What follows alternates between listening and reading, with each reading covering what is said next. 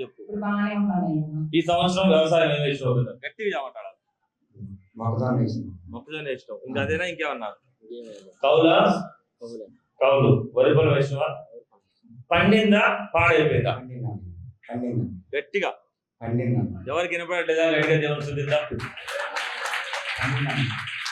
ఎంత కష్టపడ్డా ఆశీర్వాదం చూడలేదు ఇన్ని సంవత్సరాలు. అవునా కదా?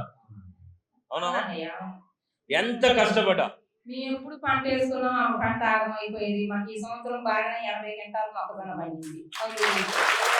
సంవత్సరం అప్పులు కూడా లేవు. ఈ సంవత్సరం అప్పులు లేవు. ఎప్పుడు అప్పులే ఉండేది, కానీ ఈ సంవత్సరం మా మందిరంలోకి వచ్చినాక మాకు అప్పులు లేవు. మా పరిస్థితి కూడా ఏ చికాకులు ఏ ఇబ్బందులు ఏమీ లేవు. ఇప్పుడు వరకు అయితే మా ఊరి పిల్లల మా కుటుంబం మొత్తం మంచిగానే ఉన్నాం.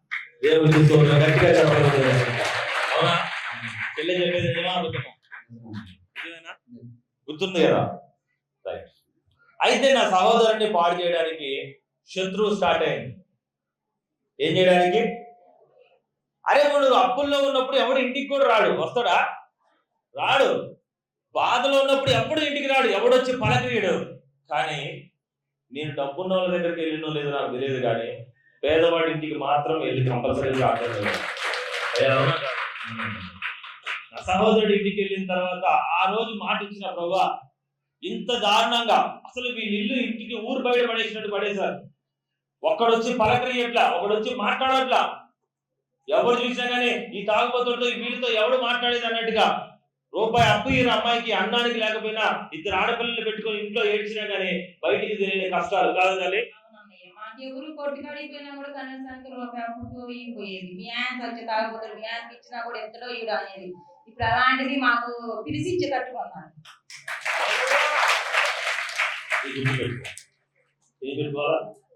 గుర్తుపెట్టుకోవాలి. అలాంటి స్థితిలో ఉన్న నా సహోదరుడిని ఈ మధ్య మళ్ళీ పాడు చేయడానికి, అంటే స్థిరపడి 80 క్వింటాలు అన్ని పడిన తర్వాత నువ్వు అక్కడికి రా, ఎక్కువ డబ్బులు సంపాదించవచ్చు, నువ్వు ఇది దాగు అది దాగు అని చెప్పి రోజు రెచ్చగొడతా ఉన్నారు. ఇది అటు వెళ్తే పరిస్థితి ఏంటి? ఏమైపోతారు? వెళ్ళడం కరెక్టేనా? వెళ్ళకూడదు కదా? వెళ్తే పరిస్థితి ఏంటి? నేను ఇందాక చెప్పిన స్టోరీకి నేను ఎప్పుడు చెప్తా ఉంటా, ఏం చెప్పినా కానీ వాక్యం చెప్తే సాక్ష్యం నిలబెడతాను. అవునా కాదా? కారణాలు చెప్తా కూడా నిన్ను చెడగొట్టడానికి ఎవడైనా వస్తుండో అంటే వాడు 100% ఎవరన్నట్టు ఫలానా ఆశ చూపిస్తాడు, ఏదో రకరకాల ఆశలు చూపిస్తా ఉంటాడు పడేయడానికి. కానీ పడిపోకుండా ఉన్నప్పుడు ఈ సంవత్సరం కూడా నా సహోదరుడు గట్టిగా నిలబడాలంటే ఎంత కష్టమైనా, అయ్యా మీరు ఎంత కష్టమైనా మీకు నేను చెప్పింది మీ దగ్గర నేను తీసుకుంది ఏమైనా ఉన్నాయా?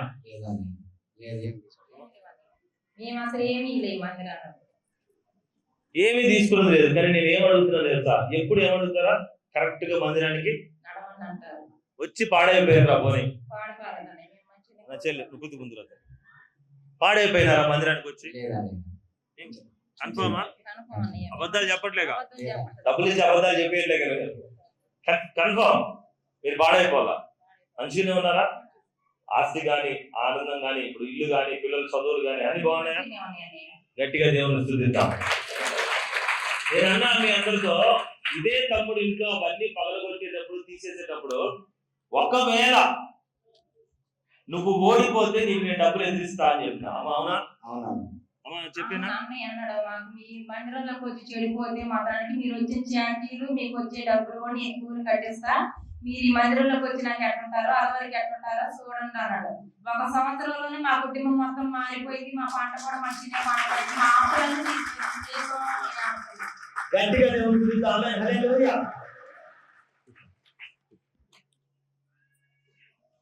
ఏం చెప్పాలా? సాక్ష్యం చెప్తే స్టేజ్ మీద చెప్పేది, స్టేజ్ మీద పర్ఫామ్ చేసేది, మేకప్ వేసుకొని నిలబడి టీవీలు పెట్టుకొని చెప్పేది, ఇవి కాదురా సాక్ష్యాలు అంటే. ఇది కాదు పరిచర్య అంటే. ఇదేనా? నేను రేపటి నుంచి ప్రతి రైతుని ప్రతి ఇంటిని కూడా రోజుకొక 2 ఇళ్ళు కానీ కనీసం, ఎందుకంటే ఇది వర్షాకాలం వస్తుంది, నాకు బహిరంగ సభలు లేవు, మీటింగులు లేవు. ఎంత వీలైతే అంత ప్రార్థనలో ఉంటున్న కుటుంబాల గురించి విశ్వాసంగా దేన్ని చూస్తా? ఫస్ట్ నేను ఐడి కార్డ్స్. ఏం చూస్తాను? ఐడి కార్డు వైజ్ గా నేను అందరి గృహాలకి వచ్చి ప్రార్థన పెట్టబోతున్నాను. ప్రతి ఇంటికి కూడా నేను పలకరించడానికి వస్తున్నా.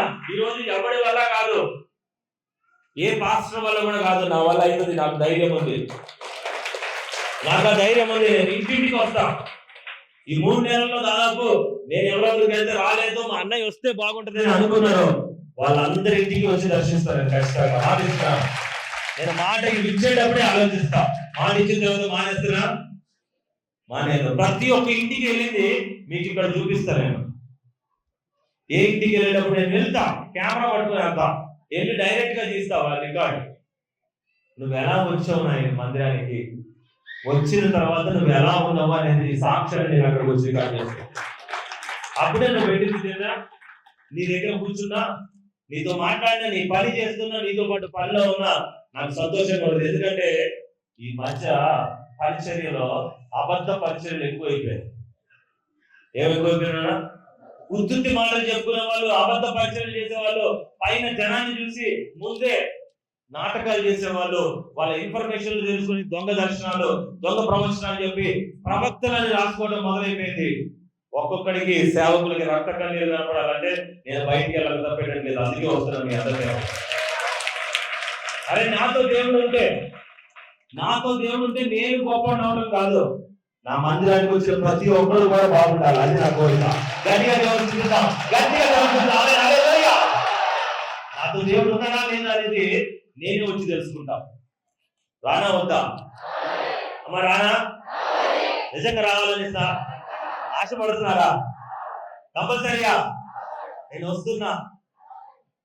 ఖచ్చితంగా అందరి గృహాలకి దర్శించడానికి వస్తా. అవసరమైతే నా వ్యాన్ వేసుకుని అక్కడ నిద్రపోతూ కూడా. దూర ప్రాంతం అయితే నిద్ర కూడా చేస్తాం. మరి ఏం చేస్తాం? అక్కడి నుంచి ఉరికి రాదు. ఇంకా ఊరికిన ప్రయాణం కుదురుతా. కొన్ని దూర ప్రాంతాలు ఉన్నాయి. కంపల్సరీ నాకు తెలుసు, నా కుటుంబాల్లో కొద్దిమంది రోడ్డు మీద వ్యాపారం చేసుకునే వాళ్ళు ఉన్నారు, పూరి గుడిసెలో ఉండే వాళ్ళు ఉన్నారు, పేదవాళ్ళు ఉన్నారు, ధనవంతులు ఉన్నారు, ఉద్యోగస్తులు ఉన్నారు, కూలి పని చేసుకునే అక్కలు, భార్య భర్తల్లో ఒక్క భార్య మాత్రమే కష్టపడే చెల్లెళ్ళు ఉన్నారు. నాకు ఎవ్వరు లేని కుటుంబాలు ఉన్నారు. అందరి కోసము నేను డైరెక్ట్ గా అందుకోసమే నాకు నా వల్ల అయినంత వరకు నేను అందరినీ కలవడానికి ఖచ్చితంగా కలుగుతా. ఏమైతే ఎందుకంటే పోయిన సంవత్సరము కొద్దిమంది క్యాండిల్స్ వెలిగించడానికి నేను రాలేదు. అవునా? నేను రాలేకపోవడానికి కారణం ఏంటి అంటే ఇప్పుడు ఇలా రావడానికి అర్థం చేసుకొని గట్టిగా